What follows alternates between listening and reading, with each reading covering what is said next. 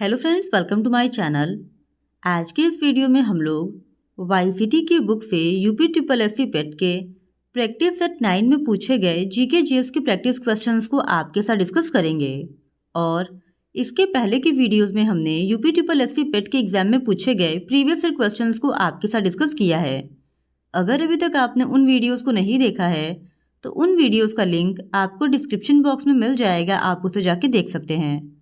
तो बिना देरी किए चलिए आज का ये वीडियो स्टार्ट करते हैं। तो क्वेश्चन नंबर 1 है, निम्नलिखित में से कौन सही सुमेलित नहीं है? तो इस क्वेश्चन का सही जवाब हो जाएगा ऑप्शन डी, धोलावीरा बीके थापड़। हड़प्पा को डिस्कवर किया था दयाराम साहनी ने, लोथल को डिस्कवर किया था SR राव ने, सुरकोटदा को किया था JP जोशी ने, जबकि बीके थापड़ ने कालीबंगन को डिस्कवर किया था, ना कि धोलावीरा को। इस वजह से ऑप्शन डी इस क्वेश्चन का सही जवाब है। फिर क्वेश्चन नंबर 2, बौद्ध साहित्य में थेरी गाथा निम्नलिखित में से किस निकाय से संबंधित है? तो इस क्वेश्चन का सही जवाब है ऑप्शन डी, खुद्दक निकाय। फिर क्वेश्चन नंबर 3, शक विजेता किसे जाना जाता है? तो इस क्वेश्चन का सही जवाब है ऑप्शन सी, चंद्रगुप्त द्वितीय। फिर क्वेश्चन नंबर 4, दिल्ली के किस सुल्तान ने एक पृथक कृषि विभाग की स्थापना की थी एवं फसल चक्र की योजना बनाई थी? तो इस क्वेश्चन का सही जवाब है ऑप्शन डी, मोहम्मद बिन तुगलक। फिर क्वेश्चन नंबर 5, 1857 की क्रांति के आरंभ के पूर्व निम्नलिखित में से कौन भारतीय सैनिकों में आक्रोश का कारण नहीं था? तो इस क्वेश्चन का सही जवाब है ऑप्शन डी, सेना में गैर ब्राह्मण की रसोइयों के रूप में नियुक्ति। फिर क्वेश्चन नंबर 6, भारतीय कांग्रेस कहाँ पर उदारवादियों एवं उग्रवादियों दो भागों में विभाजित हो गई? तो इस क्वेश्चन का सही जवाब है ऑप्शन ए, उपयुक्त में से कोई नहीं। फिर क्वेश्चन नंबर 7, निम्नलिखित महिला क्रांतिकारियों में से किसने 1932 के दीक्षांत समारोह में डिग्री प्राप्त करते हुए गवर्नर पर गोली चलाई? तो इस क्वेश्चन का सही जवाब है ऑप्शन डी, बीना दास। फिर क्वेश्चन नंबर 8, निम्नलिखित में से किसने सुभाष चंद्र बोस को भारतीय देशभक्ति की ज्वलंत तलवार से संबोधित किया है? तो इस क्वेश्चन का सही जवाब हो जाएगा ऑप्शन बी, सरोजिनी नायडू। फिर क्वेश्चन नंबर 9, चंपारण कृषि जांच समिति का सदस्य निम्नलिखित में से कौन नहीं था? तो इस क्वेश्चन का सही जवाब है ऑप्शन सी, अनुग्रह नारायण। फिर क्वेश्चन नंबर 10, सुभाष चंद्र बोस का राजनीतिक गुरु कौन था? तो इस क्वेश्चन का सही जवाब है ऑप्शन बी, CR दास। फिर क्वेश्चन नंबर 11, निम्नलिखित में से कौन सा स्थान भारत का ग्रीनविच कहा जाता है? तो इस क्वेश्चन का सही जवाब है ऑप्शन सी, उज्जैन। फिर क्वेश्चन नंबर 12, निम्न वक्तव्यों पर विचार कीजिए। कथन ए, भारत की जलवायु पर मानसून का प्रभुत्व है। कारण आर, मानसून अस्थायी पवन है। सही उत्तर का चयन नीचे दिए गए कूट से कीजिए। तो इस क्वेश्चन का सही जवाब हो जाएगा ऑप्शन सी, ए सही है परंतु आर गलत है। फिर क्वेश्चन नंबर 13, किसी जगह का स्थानीय समय 6 बजे प्रातः है जबकि ग्रीनविच मीन टाइम 3 बजे प्रातः है, उस जगह की देशांतर रेखा क्या होगी? तो इस क्वेश्चन का सही जवाब हो जाएगा ऑप्शन बी, 45 डिग्री पूर्व। फिर क्वेश्चन नंबर 14, निम्नलिखित में से कौन सा युग्म सुमेलित नहीं है? तो इस क्वेश्चन का सही जवाब है ऑप्शन ए, उपयुक्त में से कोई नहीं। फिर क्वेश्चन नंबर 15, निम्नलिखित में से कहाँ सदाबहार वन पाया जाता है? तो इस क्वेश्चन का सही जवाब है ऑप्शन सी, पश्चिमी घाट। फिर क्वेश्चन नंबर 16, निम्नलिखित अधिकारों में से कौन सा अधिकार अनुच्छेद 19(1)(d) को अनुच्छेद 21 से मिलाकर पढ़ने पर प्राप्त होता है? तो इस क्वेश्चन का सही जवाब हो जाएगा ऑप्शन ए, विदेश यात्रा का अधिकार। फिर क्वेश्चन नंबर 17, वर्तमान में किस नीति निर्देशक सिद्धांत को मूल अधिकारों पर प्राथमिकता प्राप्त है? तो इस क्वेश्चन का सही जवाब है ऑप्शन सी, केवल अनुच्छेद 39B तथा C में उल्लिखित नीति निर्देशक सिद्धांतों को। फिर क्वेश्चन नंबर 18, निम्नलिखित में से कौन एक नए राज्यों के निर्माण के लिए संवैधानिक उपबंध नहीं है? तो इस क्वेश्चन का सही जवाब है ऑप्शन डी, एक राज्य संघ राज्य क्षेत्र शामिल कर सकेगा।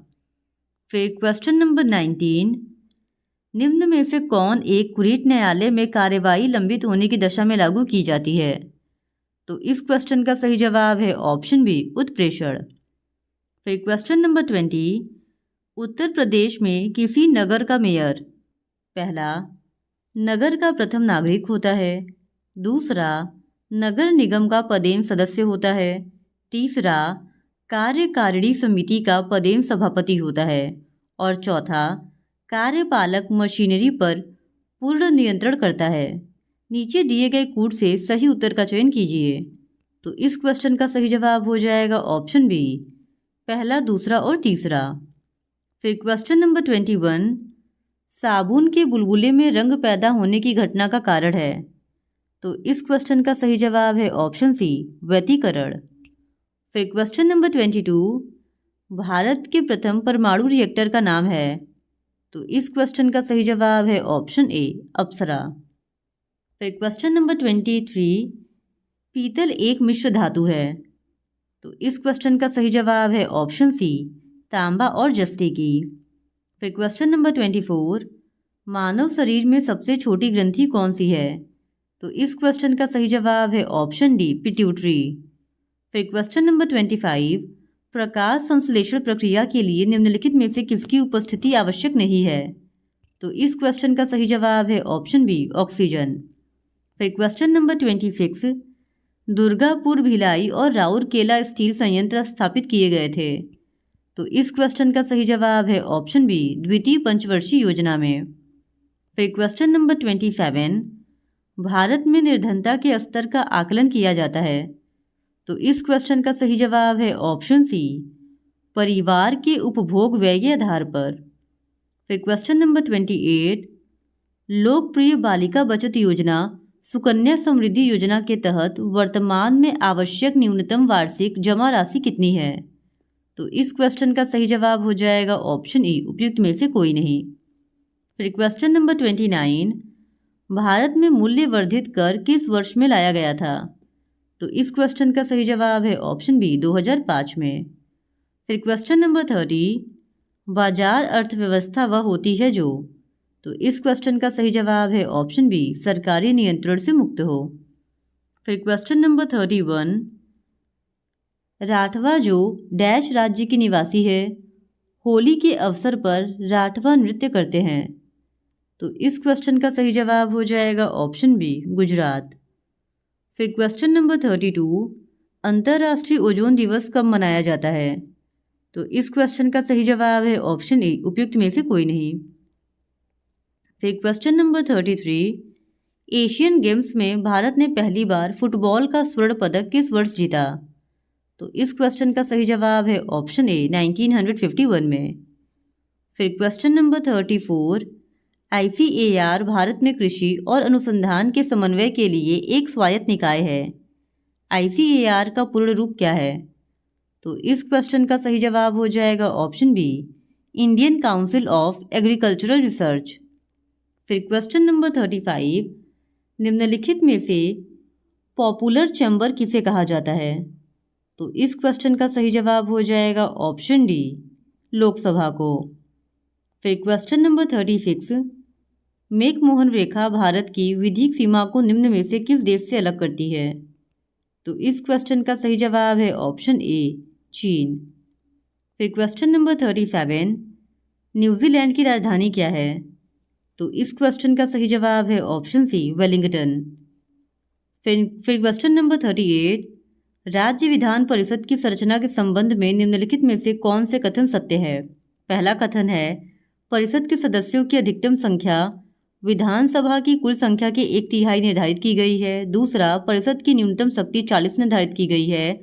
तीसरा, परिषद के सदस्यों की कुल संख्या में से 5/6 सदस्य अप्रत्यक्ष रूप से निर्वाचित होते हैं और 1/6 सदस्य मनोनीत होते हैं। चौथा, राज्यपाल द्वारा दिए गए मनोनयन को न्यायालय में चुनौती दी जा सकती है। तो इस क्वेश्चन का सही जवाब हो जाएगा ऑप्शन सी, यानी केवल पहला, दूसरा और तीसरा, ये जो कथन है वो सही है। फिर क्वेश्चन नंबर 39, राष्ट्रपति द्वारा राज्यसभा में कितने सदस्यों को नामित किया जा सकता है? तो इस क्वेश्चन का सही जवाब है ऑप्शन सी 12। फिर क्वेश्चन नंबर 40, डैश मंदिर एलोरा महाराष्ट्र में स्थित एक प्राचीन हिंदू मंदिर है जो चट्टानों को काटकर बनाए गए सबसे बड़े मंदिरों में से एक है। तो इस क्वेश्चन का सही जवाब है ऑप्शन डी कैलाश मंदिर। तो इस तरह आज के इस वीडियो में इतना ही। और अगर आप यूपी ट्रिपल एससी पेट के इसी तरह और भी प्रैक्टिस क्वेश्चंस या प्रीवियस ईयर क्वेश्चंस को देखना चाहते हैं तो please do subscribe to my channel and like this video. Thank you very much.